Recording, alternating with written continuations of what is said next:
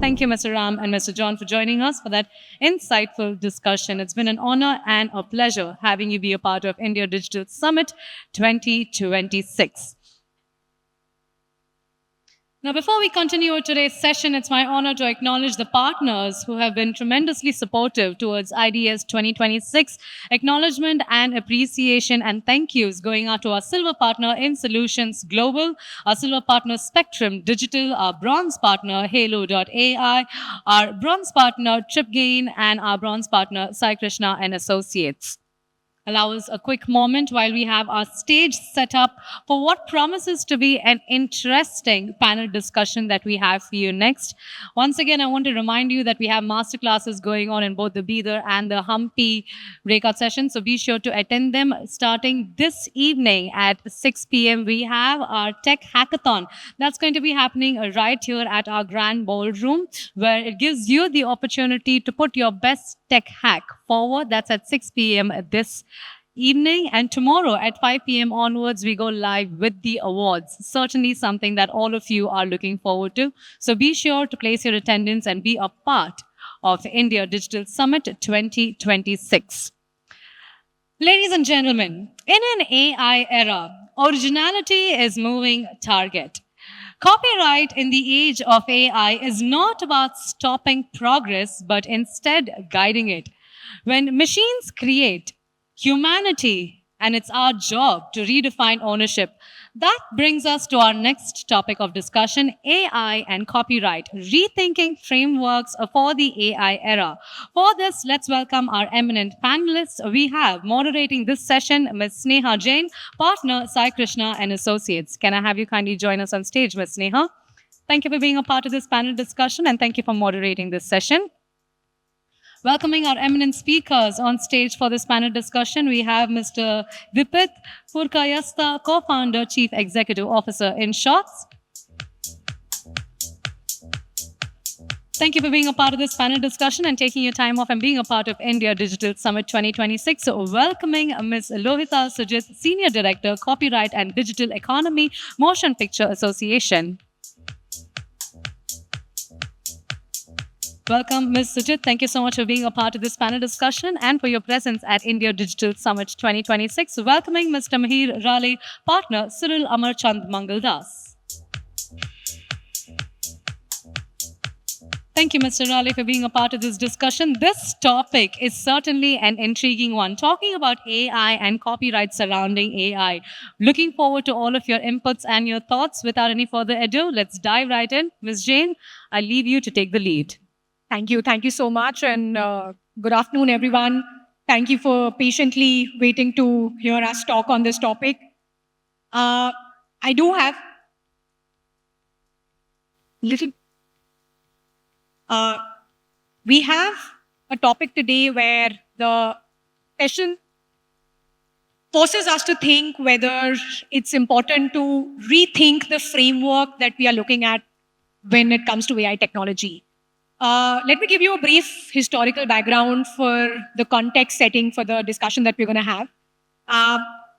Technology has always been a disruptor, and legal regimes have always been responding to technological developments.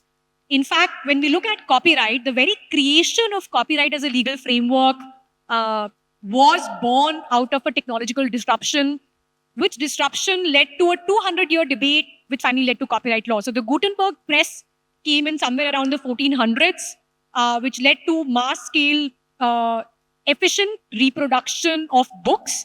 Before the printing press came, there were scribes which would by hand copy books, and they were very much in demand. And overnight, all jobs of scribes became very, very threatened.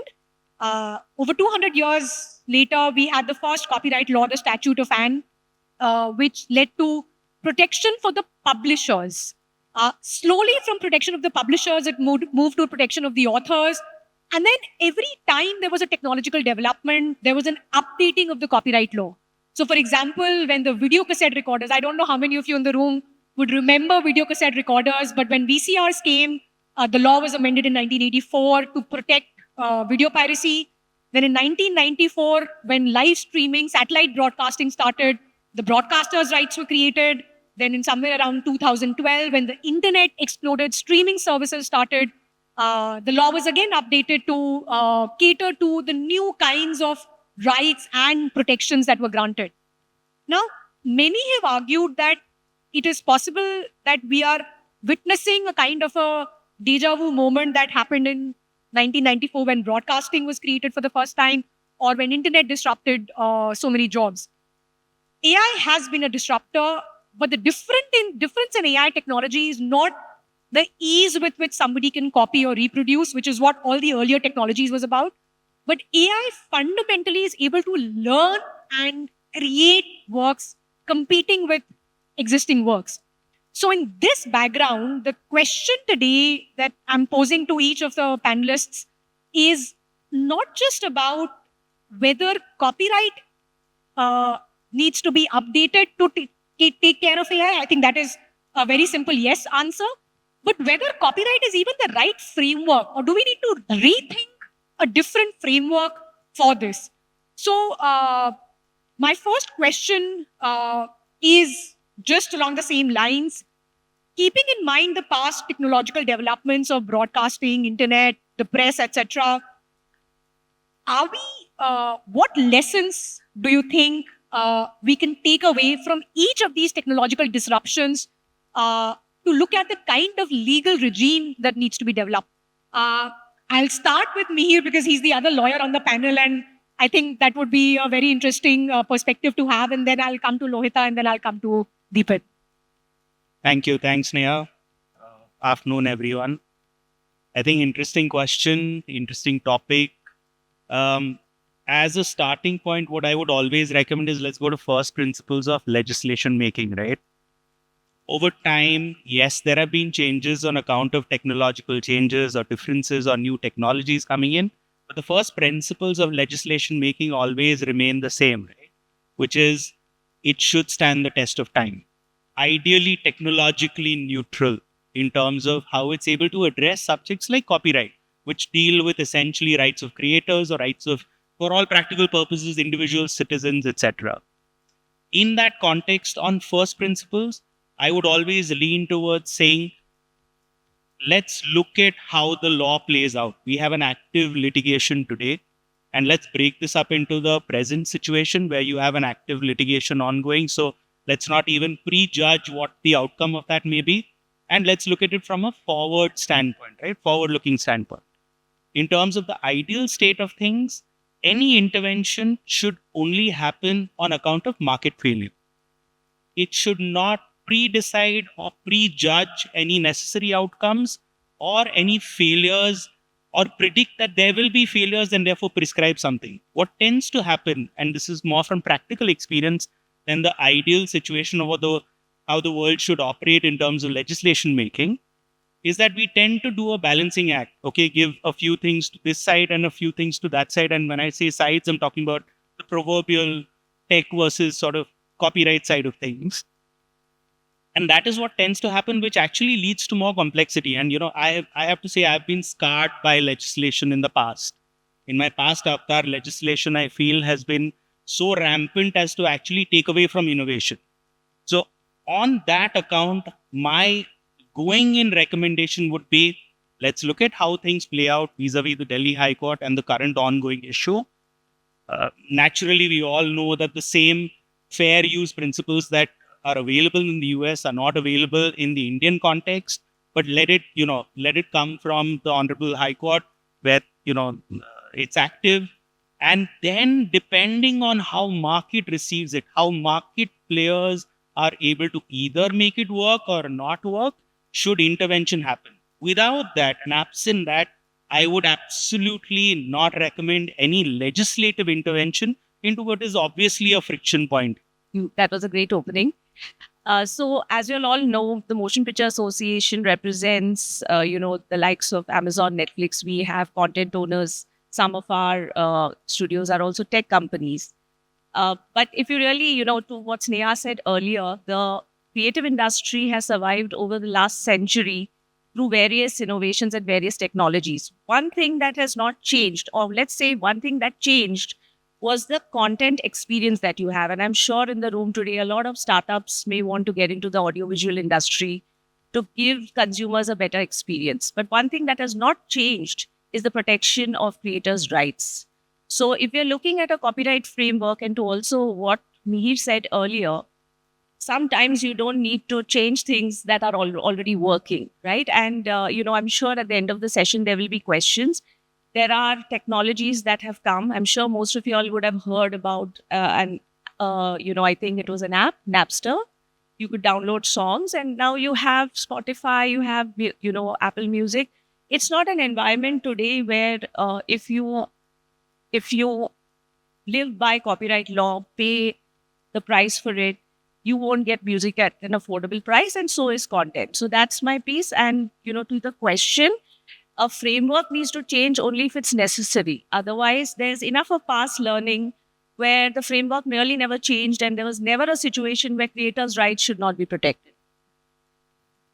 Thank you. Deepak.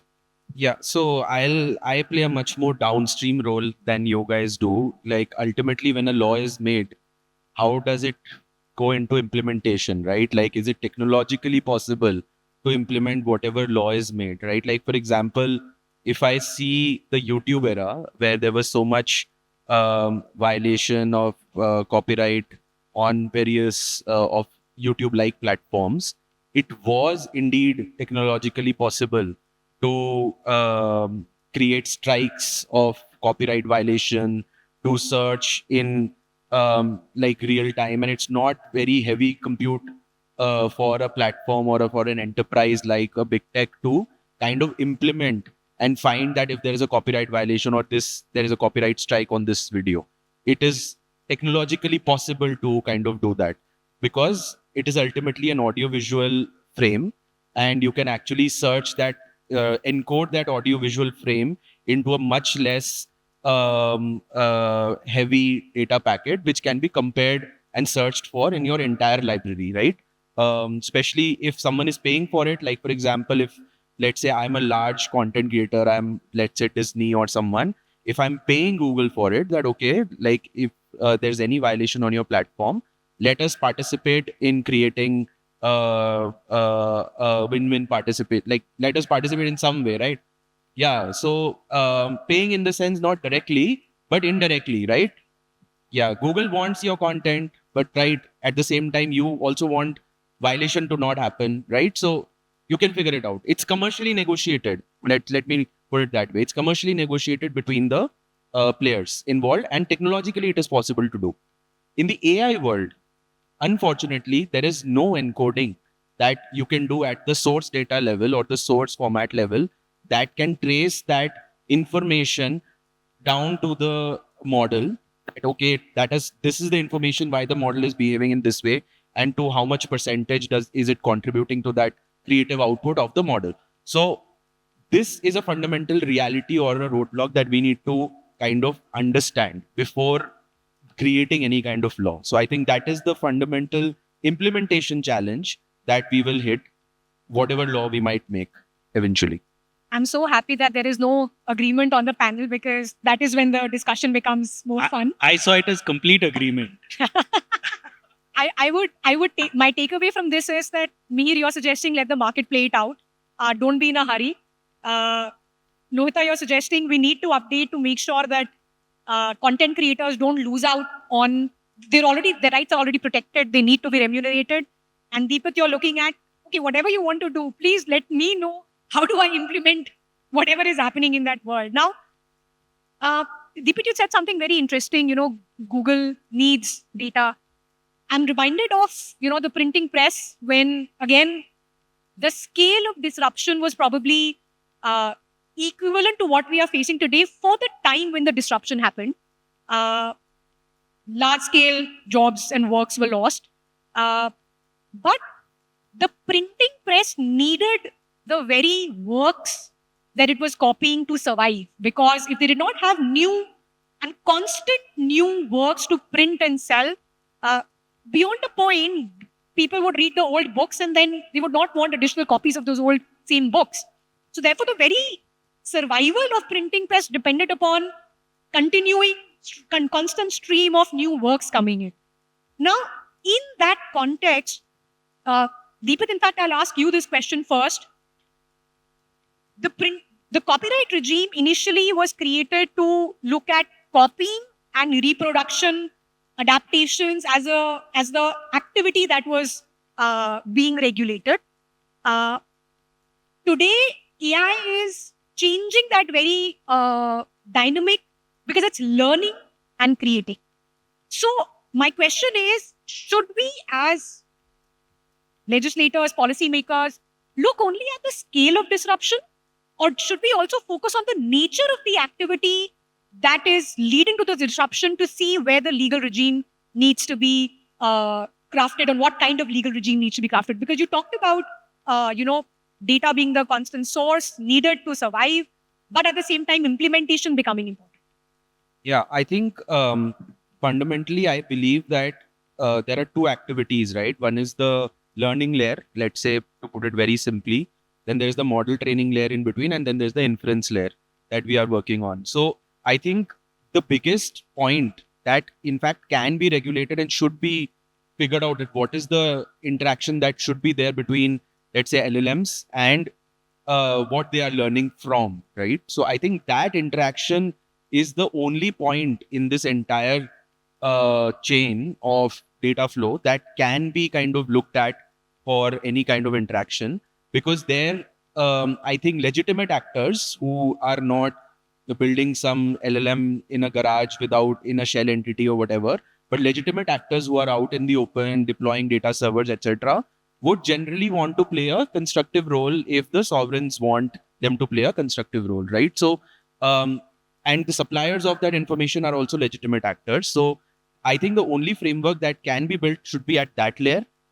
Creation layer, I don't think particularly should be over-regulated, because that is something that's the layer where the innovation is happening, or the creativity or the productivity output of AI is going to come from. If you regulate the downstream parts of the AI disruption, then I think it's not a constructive, it's a wild goose chase. Let me put it that way.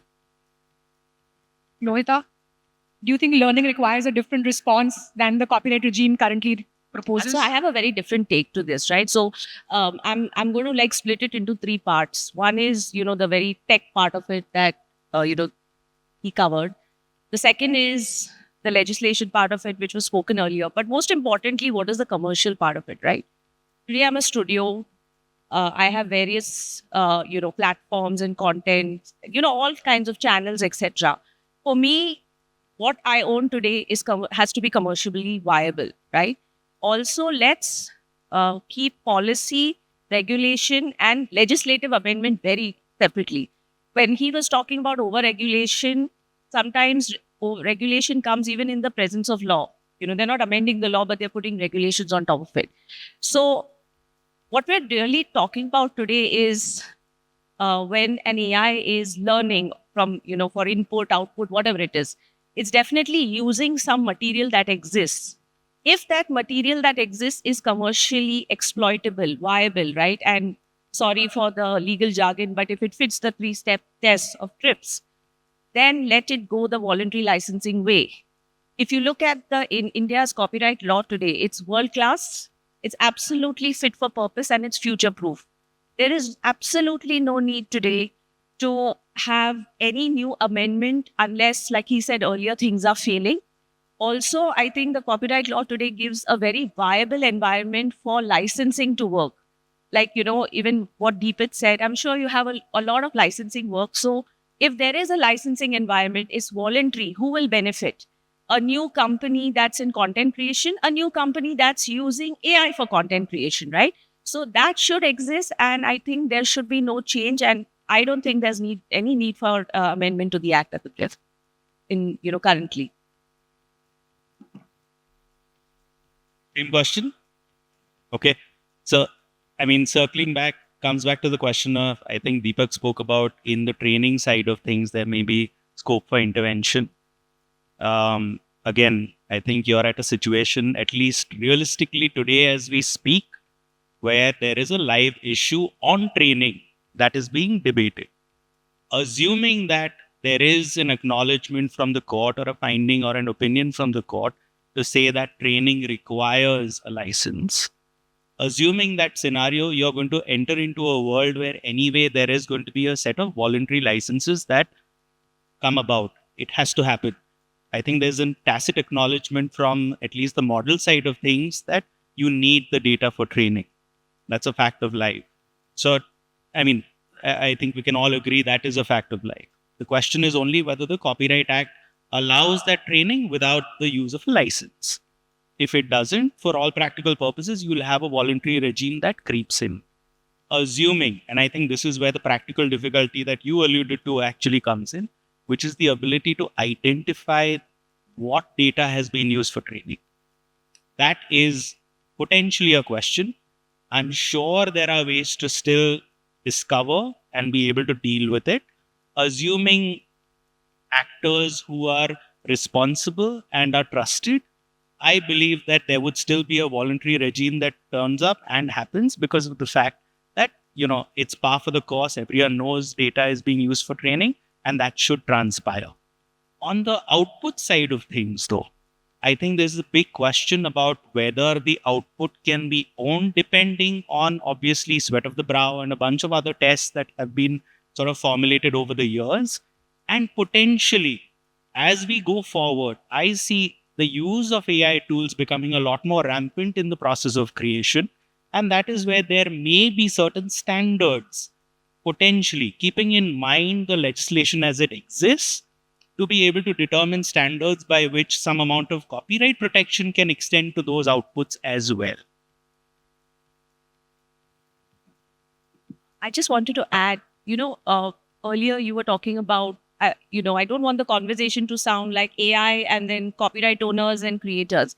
I think it's all coming together today. Even, if you look at content that you watch online, if you like a particular content, very simple example, you like something, you keep adding to it. It keeps giving you suggestions. That is a form of AI, right?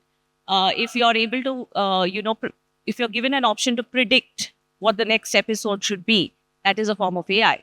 There's a lot of learning that has gone into probably the making of House of Cards. They ran so many iterations from insights. So these are all creative companies using AI tools, and rightfully so. It's not that, creative companies do not want AI. In fact, I think there's a huge opportunity when studios, production houses use AI, because you're upskilling talent. You're really upskilling your workforce for what's going to happen in the next 3 or 4 years. And that happened even during the internet era. I think the main question here is, how do you use copyright content? And for that, all we're saying is, even from a startup perspective, even if you're an AI company, it's best for both parties to sit down at the table and have a voluntary licensing mechanism. And not to mention, it is our country's goal, right? I think it's a national vision where there should be, less government and more governance. So let's stick to that even when we're looking at copyright. Lohita, I'm going to ask you something based on what you said right now.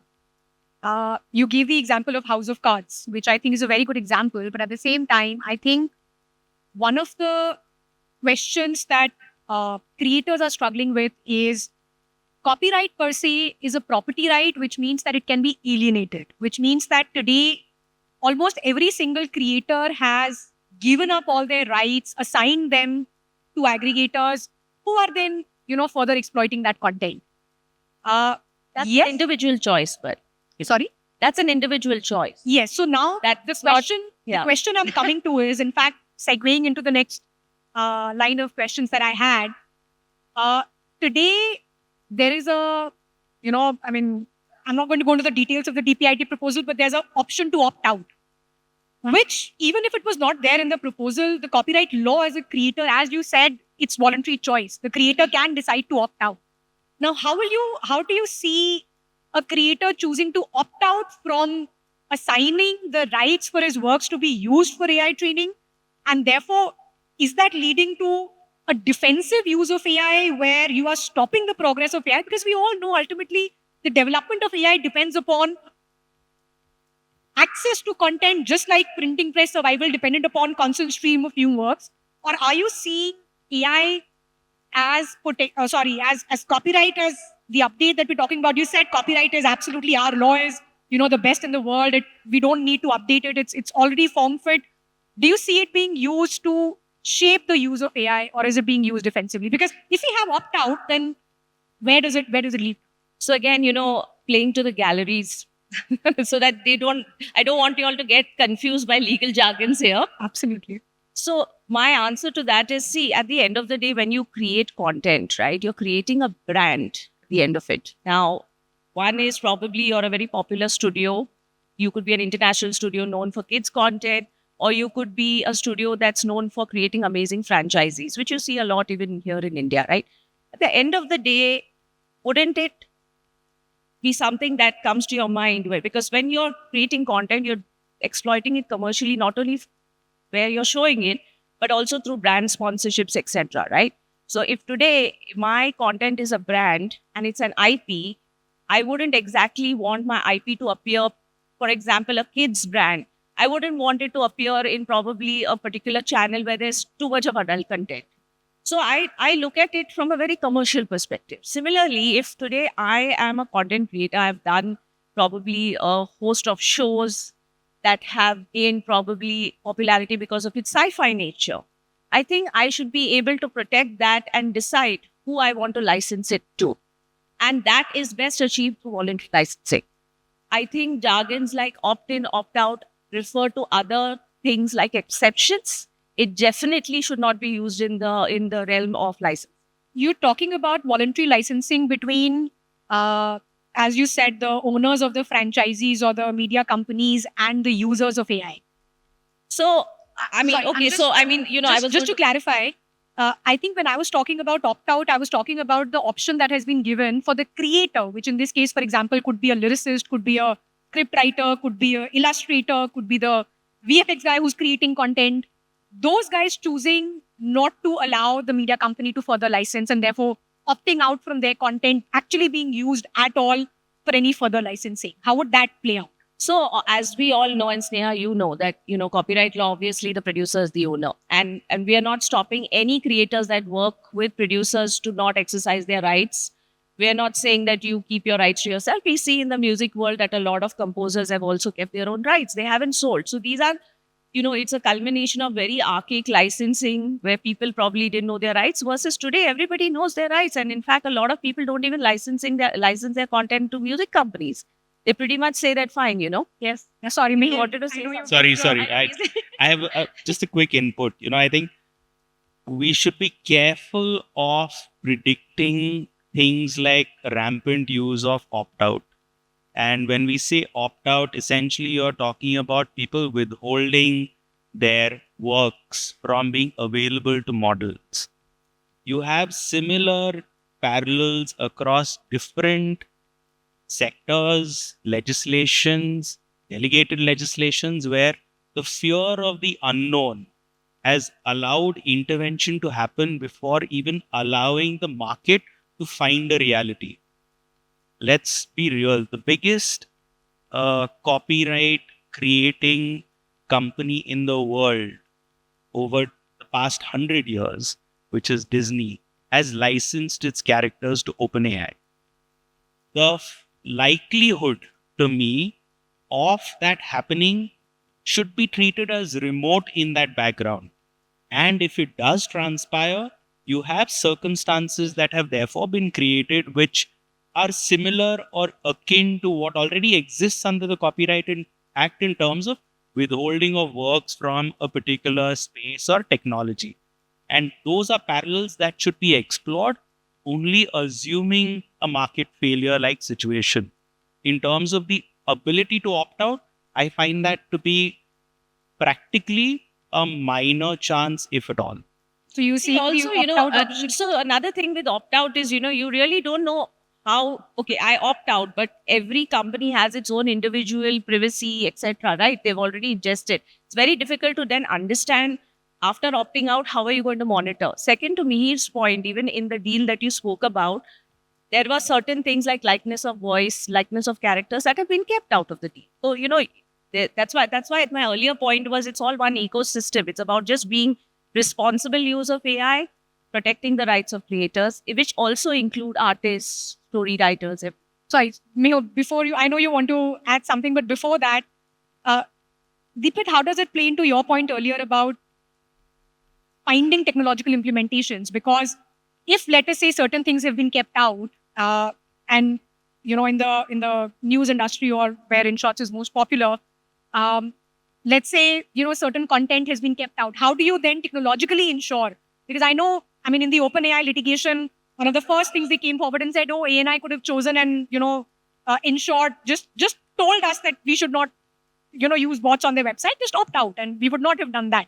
So how do you see that playing out at a platform level and at an individual content level? Because those are both the options which are given in law. Whether they get implemented is a different thing or practiced is a different thing. Yeah, I think you know, this is where I usually feel that looking at law versus looking at where the content is actually residing in the digital space, right? Like जिसके server पे बैठा है तो उसके पास leverage है, you know. So I think that is the whole thing. We were living in this open internet protocol world where we didn't expect that suddenly that same scraping technology which search engines were using to give you traffic, suddenly that same technology was being used to download all your content and create something out of that is that might put you out of business completely, right? So that technological shift happened so fast that the internet access regime itself couldn't adapt. Like the technocrats themselves couldn't adapt to it, right? So I think that is the core problem we are sitting on. कि अब तो जो violation होना है हो गया है, अब तो जो model train होने हो गए, right? अब क्या, right? And how do you prove anything? Can you repeat that again? Sorry. So what I'm trying to say is that large LLMs have already scraped the content that was out there in open access internet. Okay. The content, the models are already trained, right? अब क्या करोगे आप? Right? I think the question this is the about future License content. लोगे, Whether you want license to लोगे. That's why Meer and we were saying, what are we rethinking frameworks now here for? Like, please. Yeah, so I think the only thing that we are now thinking of is how do we, and so the next game is now on, right? Which is that LLMs themselves are getting disrupted by new and new LLMs and lower cost LLMs. The question should be that we should be asking is, how are those LLMs getting your information, right? Is there something that you could, and then there'll be hundreds of bad actor LLMs sitting somewhere in some random country in Europe and like scraping your content and building that same thing. So I think there are legitimate actors who are out in the open who can still be regulated because they want to protect their reputation. But what about those people who are not even in the reputation game, right? So I think that is the question we should be asking, and how to regulate against them is the question that we should be asking. Yeah, and to Sneha's point about the opt-in, opt-out, I mean, let's all face it, right? Like, I got Perplexity free with my Airtel connection last year. 2 days back, it said pay, right? So let's all admit that this particular training, ingestion, whatever you want to call it, output is for commercial use. So when there's commercial use, absolutely copyright law, then there should be primacy of copyright. Mihir, I know you had some comments earlier you wanted to say. No, I think very quickly to what Deepak was saying, I think absolutely right. There are legitimate actors and illegitimate actors, but we shouldn't use the illegitimate actors as the basis to create a framework. The framework should be founded on legitimate actors. I think you have legitimate actors, which, you know, because to me, using the exception to frame the rule always leads to consequences which are untoward. So in that framework, let's start off with a voluntary licensing regime, assuming again that finding of the court is that training requires a license. Assuming that to be true, I think you will find a very legitimate basis where I don't see enough market incentive for people to withhold their content, and enough market incentive to models to not find a reasonable price point. May I just quickly course. comment? Yeah. After. I'm sorry, I'm not pro regulation. Okay, I'm totally. I also believe in minimum government, maximum governance, and voluntary licensing frameworks only. But I'm trying to address the problem and kind of bite the bullet that the violations are happening because of a certain technological shift, and it is a combination of the previous internet protocols and the new technology, that what it can do with that scraping. I think this needs to be understood really at the heart of understanding what can be done. And also see voluntary licensing. We keep saying that there are over 30 or 40, I don't know, 50 agreements we've seen across music news publishers with major AI platforms, including smaller ones. And from our perspective, we see that there are 3 or 4 advantages. So one of the biggest, and I'm going to talk business for all the evangelists here in the room, not tread too much on the law. One of the biggest advantages, is that it creates new tools. So if you're a music company, it creates new tools with the existing resources of songwriters, etc., and allowing them to create something new, right? So from that perspective, for example, if you say tie up with, say, a social media company, how do you use your social media presence, etc.? So those are deals that are being done as we speak. Responsible journalism, when, even when news agencies have license to, the big tech companies, they do agree that the sources are, mentioned. So there are a lot of these other advantages when you do these licensing deals. It's not just for that media company to kind of make all the money. It's about giving back to the creators, because they're creating a more safer environment for generative AI, which is more controlled, which is bound by a contract, and where, their artists are protected. Imagine a recording label, which, that goes and ties up with an AI company, and you have to protect your artists, isn't it? So, since I have Mihir on the panel, I'm going to come back to the way that we had framed the debate to start with. Mihir, you and I were part of the hot news case. I can't not talk about it on this platform, considering the question today is whether hot news case, the SMS rights case. I'll give context to the audience, but we can't not talk about that, considering the question we are asking is copyright the right framework? For context for everybody, the hot news case was a litigation that was filed by Star, who's the broadcaster and exclusive rights holder for the BCCI matches. Each of you would remember an era where SMS updates would come for a cricket match every 10 minutes, every 15 minutes, and you had to pay premium SMS prices to get that SMS pack. So 5 rupees per SMS, and you would be sitting, in a meeting, and you would get a score update, because each of us were cricket lovers and wanted to know the score. Now, the legal argument that was framed in that debate was a cricket match score is a fact. A fact is not protected under copyright law. It's not protected under any regime as such, which is a statutory regime. But there is jurisprudence under legal regimes like tort law of unfair competition, commercial misappropriation, which there's a very famous line from one of the judgments of the Delhi High Court: law throws protection over all intangible elements of value. I think we are in agreement on this stage that there is some displacement of work that is happening. I think the question is, there is a right to receive remuneration for creators, but is that right to be found under the copyright law, which traditionally has never protected the activity of learning, which has traditionally never protected the creation of a fact, whether it's a cricket match, whether it's a sporting event, an event like this? Or should we look outside those blinders and rethink what is the nature of activity that we are trying to confer this legal right on? Could be other regimes like unjust enrichment, commercial misappropriation, other tort concepts, and look at possibly how they would look at protecting the remuneration and downward usage and violation of those rights. So, Lohita, I see that you want to say something on that, but Mihir, before that, I would want your views on it, because you were a key part of this. Yeah, thank you. I mean, very close to my heart as a topic. And I think essentially the question you're asking is where the Copyright Act fails or is unable to extend protection. Or is it even Copyright Act was created to cater to copying and reproduction because of the press. There was no creativity learning that was happening. It was just manual copying. So is the nature of activity itself that has changed that we are trying to protect today? So absolutely right. I think that's where we were faced with the question of the fact that property rights as a species is so vast and copyright is a subset. And that's where we went with the notion of saying that, okay, essentially, property rights can be anything that can be traded at a value for all practical purposes. And in that space, if that SMS had value, then effectively it leads to a situation or a tenet of property which can be tapped into. And who should that belong to? That should ideally belong to the person who has sown the seeds for being able to create those revenue streams.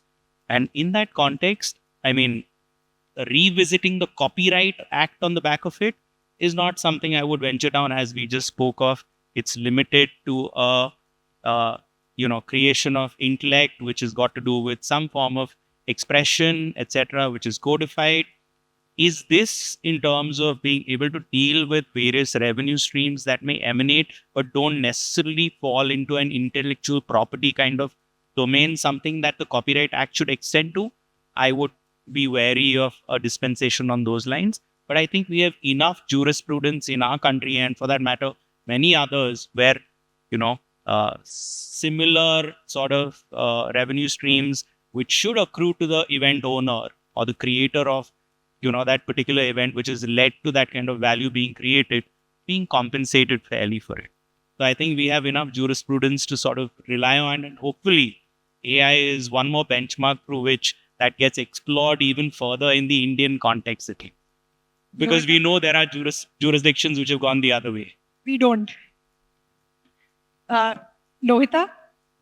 So I'm absolutely in favor of learning. I think everybody should be, including, any AI tool should be learning. Obviously, that's its purpose.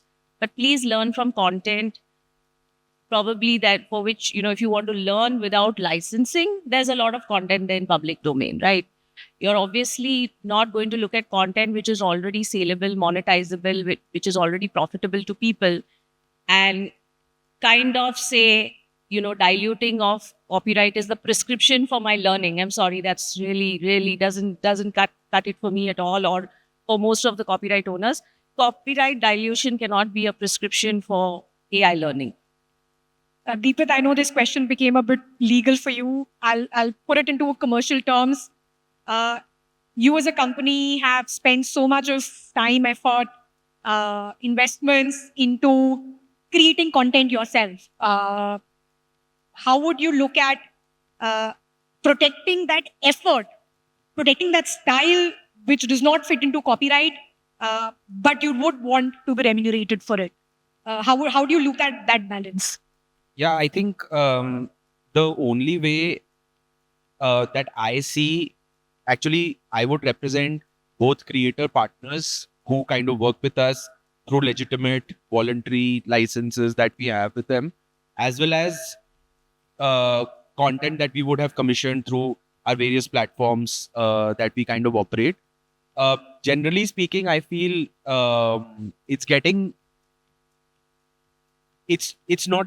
not seeking a solution in the legal domain at the moment. I am actually seeking a solution in the technological domain. Obviously, the biggest part is like blocking access to bots, right? There is so much bot traffic nowadays on all platforms. Like, a lot of people will claim that they don't have bot traffic because they want to show vanity numbers to whoever their stakeholders are. But bot traffic is such a big rampant problem for most people, most platforms. What are these bots doing? Like, if a bot comes on my platform and browses like 3,000 stories in a day, what is it doing really, right? My question is that. So the way to answer for me, I'm not waiting for any law. I'm just trying to answer that how can I quickly block this bot tomorrow, so that from tomorrow it is not browsing that. So those are the How does it solutions. negatively impact? I mean, just trying to understand. Is it a form of infringement? It is a form of infringement, It takes right? away the content on insurance. Yeah, and it is sitting on some server that I don't know what it is doing with it. Thank you. Thank you so much. I think we are up on time. Thank you so much to this panel. Do we have time for questions? I'm so sorry. I've just been told we have no time for questions. But the panel is available. If anybody has any questions, please feel free to speak to us after this. Thank you. Thank you so much. Thank you, Sneha. Great conversation. Thank you. What a brilliant panel discussion that was. Thank you so much to all of our eminent speakers for taking the time off and joining us out here and being a part of India Digital Summit 2026.